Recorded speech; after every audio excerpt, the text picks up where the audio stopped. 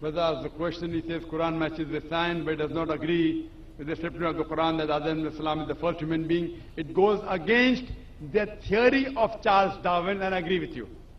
The Quran does not agree with the theory of Charles Darwin because Charles Darwin is the theory. Quran is a book of fact, not a book of theory. And if you read the book of Charles Darwin,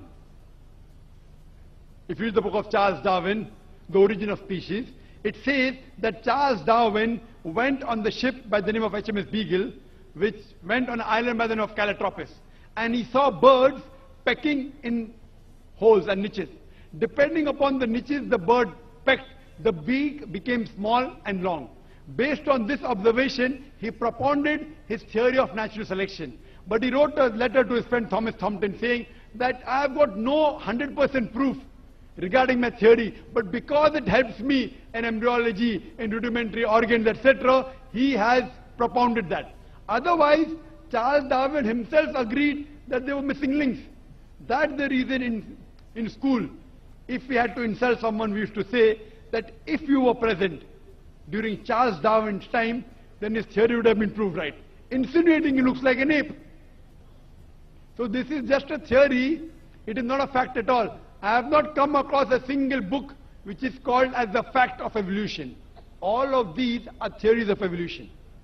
And furthermore, according to P.P. Grasset, he says, it is letting our imagination run too wild just based on few vestiges that we are assuming that we have been evolved from apes. Today, science has found 4 waves. The Cro-Magnon, Neanderthal man. The first is Australopithecus from the Ice Age. Then Cro-Magnon, Neanderthal man. All these, what science has found, there is no link between them. And there is no proof that we have been evolved from ape. And according to Francis Crick, who's an expert in molecular biology, he says it is absurd just based on DNA to assume that our forefathers were apes. It is just an assumption. There are hundreds of scientists who have written against Darwin's theory. Darwin's theory has been proved false long ago. Now something has come on the internet recently, okay, Darwin's theory. These are just hypotheses.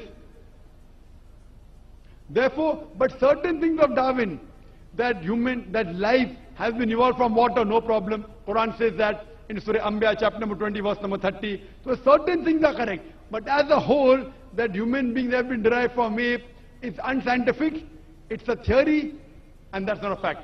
Hope that answers the question.